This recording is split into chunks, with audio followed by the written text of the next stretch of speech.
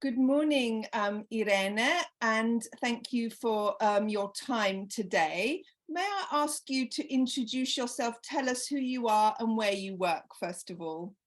Okay. Good morning, Lorenza. I'm Irene Lucisano.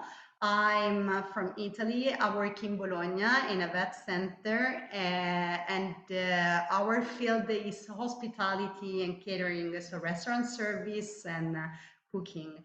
And I'm the tutor of the mobility projects for my school. So I've been working on in this field since 2015. And yeah, and of course, we are trying to implement this area. So we have been working for a few years with partners around Europe. You mentioned vet, Irene. Maybe not all our listeners know what vet is. Can you spell that out for us, first of all? Yes, the Vet Center is a vocational and education training center, and it's a school aimed at vocational jobs. So we work in the field of hospitality, and our students learn to become a chef or a pastry chef or a waiter or a bartender. And we work mainly through the learning by doing. So they have laboratories here at school where they learn actually how to cook or to serve, to attend customers, or to make a good coffee, a good Italian espresso. Very Uh, important. yes, of course. And then another specificity of that school is that they have to work actually to practice in a company. So half of the year they spend time in an actual company to understand how the work is.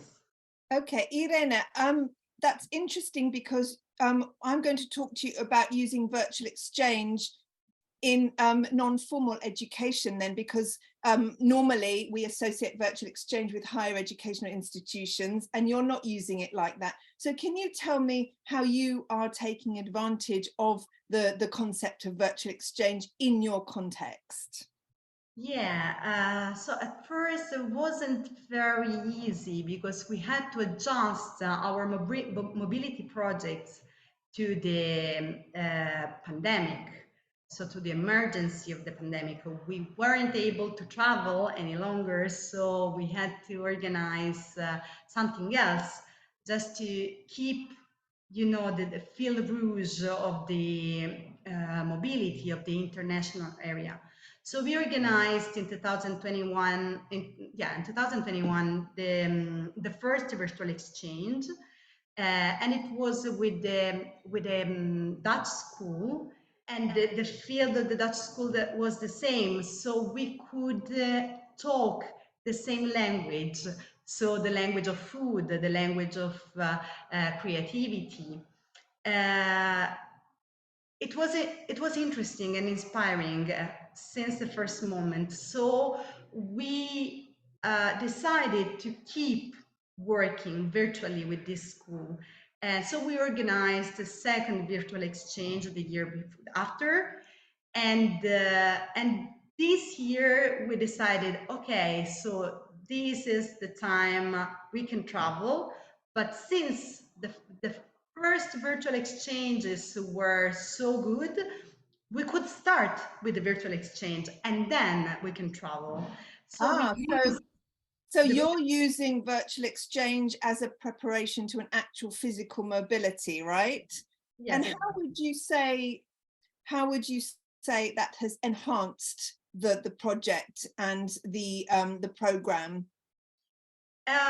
Because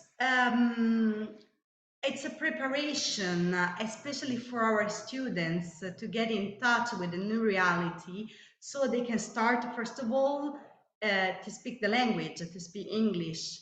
They met their buddies, the Dutch buddies, before an actual meeting. So then the actual meeting, which happened this year after the virtual exchange, because they came to Italy, was like meeting an old friend, because we already knew each other. So, you know, it was sort of big ice breaking, and we could work on the recipes we could then actually share together. We could introduce the city of Bologna before they would come to Bologna. So it was a real preparation. And we are going to travel to the Netherlands during coming autumn, between October and November. So it's going to be the other way around. And we already know that our first meeting, which was virtual, was very useful to organize and prepare ourselves to the trip.